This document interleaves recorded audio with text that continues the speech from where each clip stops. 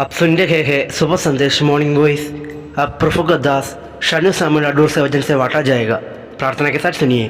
हम पर भी यीशु कृपा करना, हम पर भी यीशु कृपा करना।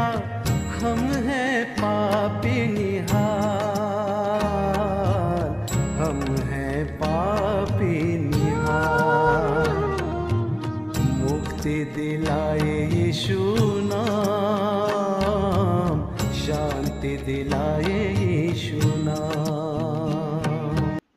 प्रभु यीशु मसीह के धन्य नाम में इस शुभ संदेश को सुनने वाले सारे लोगों को हम अपने हृदय से धन्यवाद देना चाहता हूं।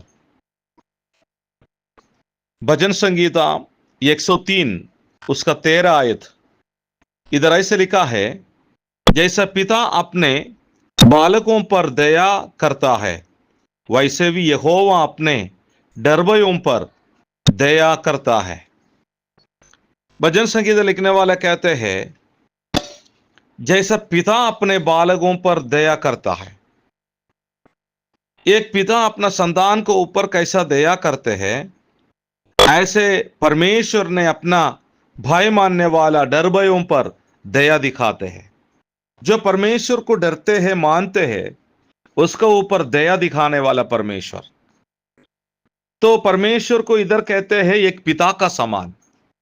तो परमेश्वर और परमेश्वर का संतान जो बेटा बना है, उसके साथ कैसे धन्य संपर्क है, ये बात हम समझ सकते हैं। तो इधर ऐसे लिखा है, एक पिता का समान है। परमेश्वर हमारा हर जरूरत को जानते हैं, और केवल उतना नहीं, प्रभु हमारा पिता का समान है। हमारे हर बातों को जानते हैं।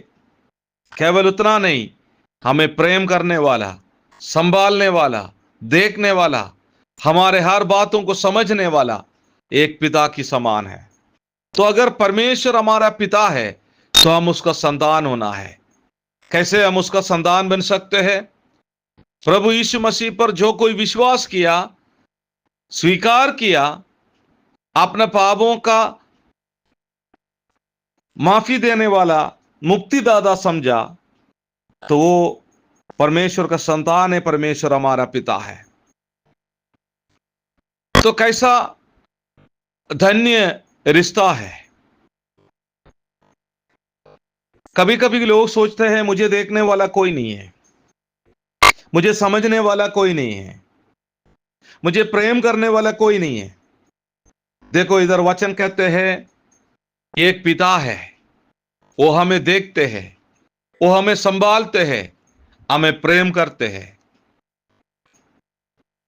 एक दुनिया का पिता से ज्यादा हमें प्रेम करने वाला परमेश्वर, हमें समझने वाला परमेश्वर। और परमेश्वर और अपना बच्चों का जो बीच में रिश्ता है, तो उसमें कोई मतलब नहीं होते। दुनिया में हर प्रेम जो करते हैं उसका पीछे कोई मकसद होते हैं, मतलब होते हैं। ये प्रेम का बीच में कुछ भी नहीं है, एकदम साफ है, क्लियर है। कारण परमेश्वर हमसे कुछ नहीं चाहते हैं। दुनिया में अगर एक व्यक्ति दूसरे से प्रेम करना है तो उसका बीच में कुछ है, कुछ मतलब है, कुछ मकसद है। लेकिन परमेश्वर का जो प्रेम, उसका पीछे वो कुछ नहीं चाहते हैं। इसलिए प्रभु का वचन कहते हैं, हम उससे ढूंढा नहीं है, लेकिन परमेश्वर हमें ढूंढ कर आया। हम उसके पास नहीं गया, परमेश्वर हमारे पास आया। तो ऐसे परमेश्वर हमें प्रेम किया है। तो एक पिता के समान अपने डर भयों को मानने वाला प्रभु, अपने ऊपर दया करने वाला परमेश्वर। इधर ऐसे लिखा है, दया दिखाने वाला, डर भयों पर दया करने वाला, करता है, दया दिखाते हैं। तो हमारे ऊपर दया दिखाने वाला परमेश्वर, ये बात को हम समझना है। प्रभु हमारा पिता के समान हमें संभालते हैं, हमारे साथ है, कभी हमें अकेले नहीं छोड़ते हैं। हमारे हर जरूरतों को पूरा करते हैं, हमारे हर बातों में हमारे साथ रहते हैं, कभी हमें निराश नहीं होने देते हैं। इस परमेश्वर को हम धन्यवाद देंगे। अभी तक कोई भी ये रिश्ते में नहीं आया, प्रभु यीशु मसीह को अपना पिता नहीं माना, अपना मुक्तिदाता नहीं माना, अपने पापों का मुक्ति नहीं पाया, तो उसके लिए वो पिता की समान नहीं है। जो उसका संतान है केवल उसका पिता है, तो हम उसको धन्यवाद देंगे। आइए हम प्रार्थना के साथ इस संदेश को समाप्त करेंगे। प्रभु जी, हम आपको धन्यवाद देते हैं। आप कितना हमें प्रेम करते हैं, हमें एक पिता की समान देखने वाला आप है, हम धन्यवाद देते हैं प्रभु जी।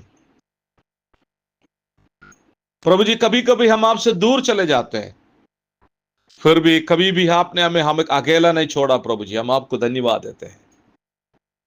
प्रभु जी, आप हमारा हर जरूरत को अभी तक पूरा किया, इसलिए हम धन्यवाद देते हैं प्रभु।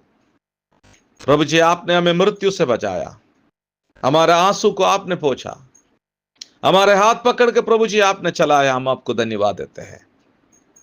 पिता परमेश्वर अपना पुत्र द्वारा हमें जो आशीष दिया है उसके लिए भी प्रभु जी हम आपको धन्यवाद देते हैं। प्रभु जी, आपने हमें अपना संतान बनाया, इसलिए हम आपको धन्यवाद देते हैं। प्रभु जी, जो कोई संदेश सुनते हैं अभी तक प्रभु यीशु मसीह का संतान नहीं बना, अपने बारे में सोचने के लिए भी प्रभु सहायता करना। सबको प्रभु जी आप आशीष दे। प्रभु, आने वाले दिनों में आपके वचन के अनुसार जीवन बिताने के लिए हर एक को आप सहायता कर। प्रभु जी, सारे बात आपका हाथ में देते हुए हमारे छोटी सी प्रार्थना प्रभु यीशु मसीह का मीठे और पवित्र नाम में मांगते हैं, सुन और ग्रहण कर स्वर्गीय पिता,